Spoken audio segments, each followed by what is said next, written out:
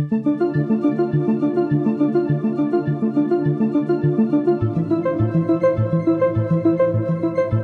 karena sudah terlanjur kita mempersepsi gitu ya terhadap orang itu, maka kemudian kita mengatakan dalam pikiran kita menyimpulkan bahwa wah, orang itu sedang ngeledek kita, orang itu sedang mengejek kita dan seterusnya. Dan yang ketiga, persepsi juga bisa membuat kita merasa tidak mampu. Nah, sekarang yang isu yang terakhir adalah persepsi bisa memblok mental.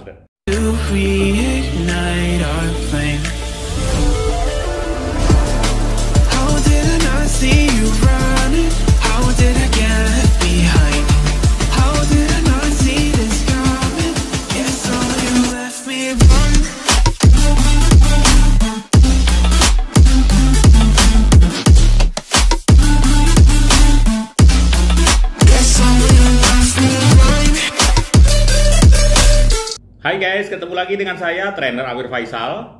Jika kalian ingin tahu kurikulum vitae saya atau ingin mendownload buku-buku bestseller saya di Gramedia, silahkan klik di bio saya di bawah ini. Di sana akan kalian dapatkan semua link-linknya. Kali ini kita akan membahas satu topik tentang TOT NLP yang sekarang sudah sampai ke 25.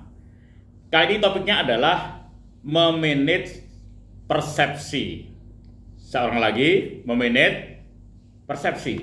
Jadi bagi Anda yang belum subscribe, tolong Anda like dan subscribe dulu, supaya nanti kalau ada topik-topik yang lebih menarik lainnya, Anda akan mendapatkan pemberitahuan dari saya. Terima kasih kalian sudah like dan subscribe.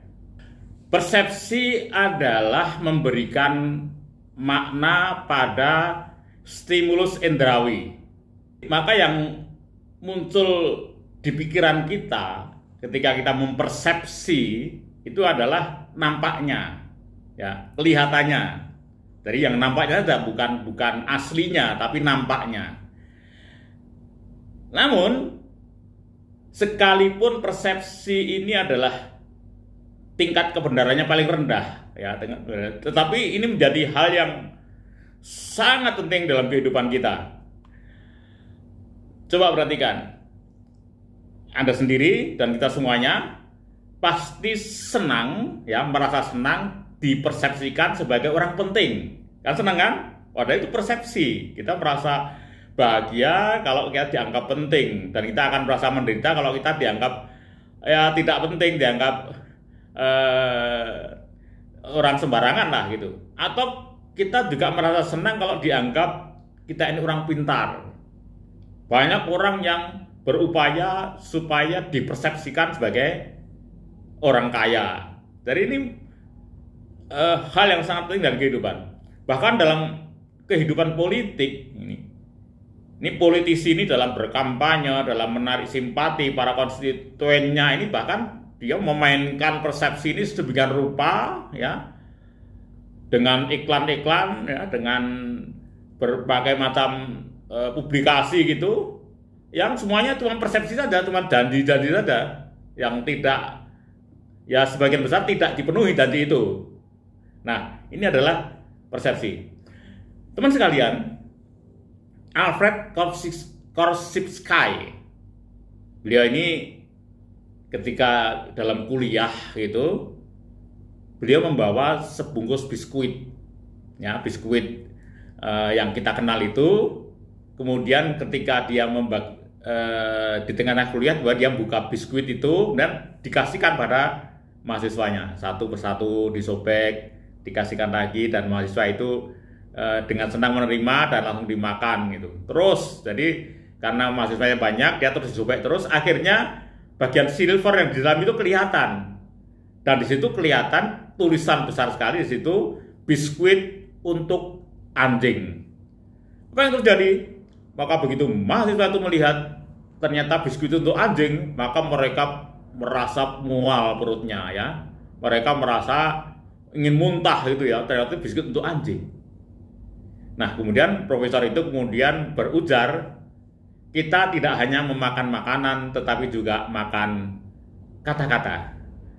Jadi teman sekalian, sebenarnya tadi seandainya para mahasiswa tadi tidak melihat tulisan itu, biasa saja, biskuit untuk anjing juga enak rasanya, juga gurih dan sebagainya. Jadi yang membuat mereka mual adalah tulisannya bahwa itu adalah biskuit untuk anjing. Nah, teman sekalian, jadi ketika orang berpikir itu, yang akan muncul otaknya adalah gambar ya, atau visual tertentu. Ya, seperti dalam bagan ini. Lihat di situ. Maka yang paling atas itu tulisannya adalah berpikir adalah gambar. Ya, ada sih contoh nih. Misalnya sekarang saya ingin ngetes Anda. Coba saya akan mengatakan dua buah kata, nanti ketika saya mengucapkan tolong nanti dipikirkan apa yang ada di dalam maaf otak Anda. Sate kambing. Yang dimuncul di pikiran Anda ini tulisan SATEKANBING atau sebuah gambar sate kambing sepiring, ada tomatnya, ada kecapnya, ada bawang merah dan sebagainya. Tentu saja yang dipikiran adalah gambarnya. Jadi seperti tadi, persis mahasiswa tadi, ketika dia berpikir tentang biskuit untuk anjing, yang muncul dalam pikiran adalah itu anjing sedang makan biskuit itu, maka mereka merasa muntah. Inilah persepsi. Ya. Nah, persepsi menjadi masalah ketika satu, menyebabkan orang merespon secara negatif. Ya, tadi kan, jadi responnya negatif kan, ngelihat biskuit untuk anjing. Negatif ini banyak, contoh yang lain misalnya persepsi membuat seseorang menjadi benci atau marah pada orang lain.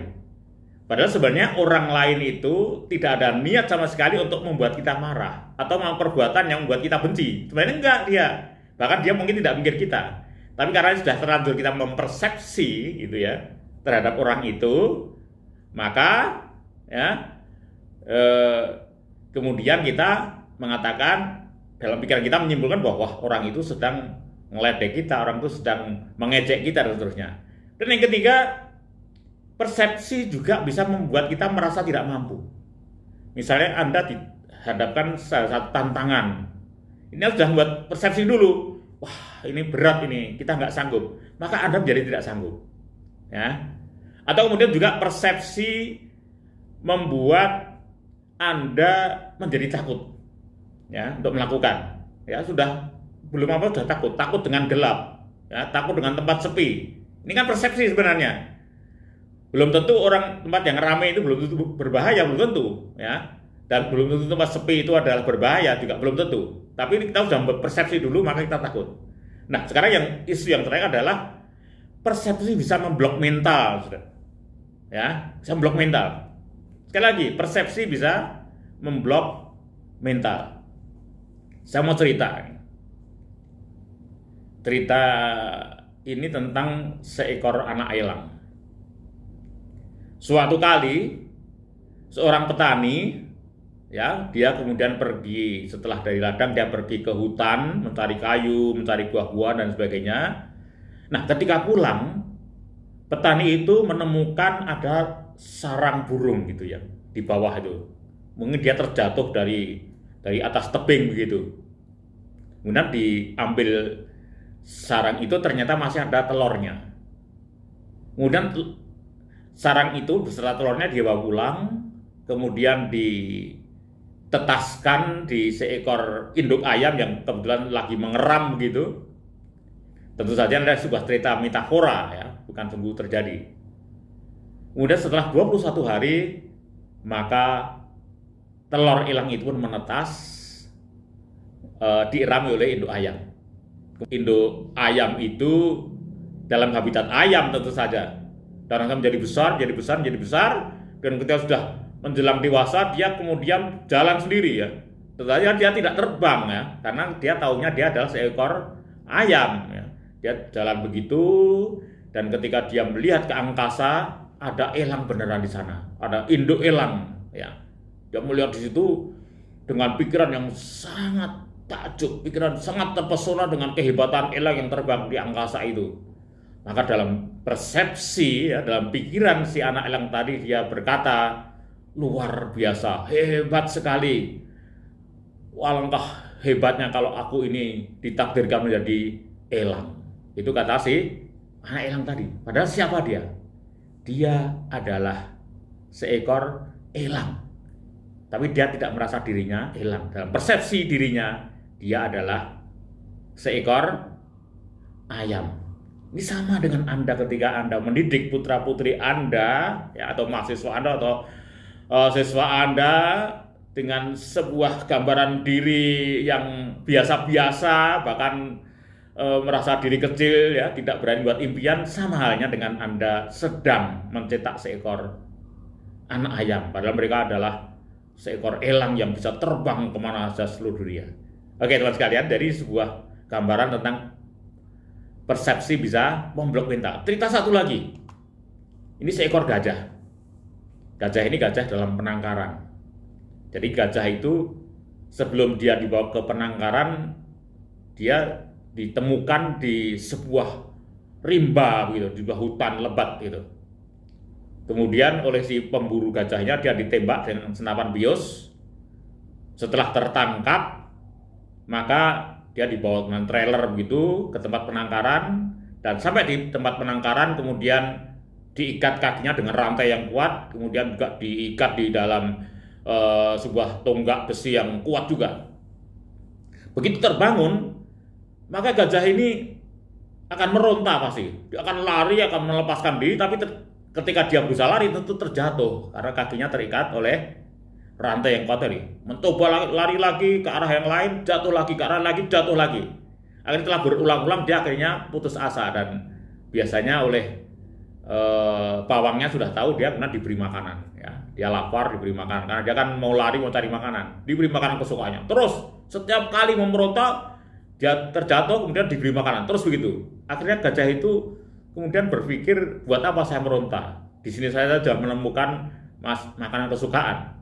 Nah, ketika sudah seperti itu, nanti ketika tidur, maka rantai gajah itu dilepas dari kakinya, diganti dengan seutas tali seperti yang digambar itu. Apa yang terjadi? Apakah gajah itu akan meronta? Tidak. Kenapa demikian? Karena dia sudah menganggap tidak ada gunanya lagi meronta karena akan terjatuh. Ya, dia sudah punya persepsi bahwa tidak mungkin dia lepas dari ikatan yang kuat tadi.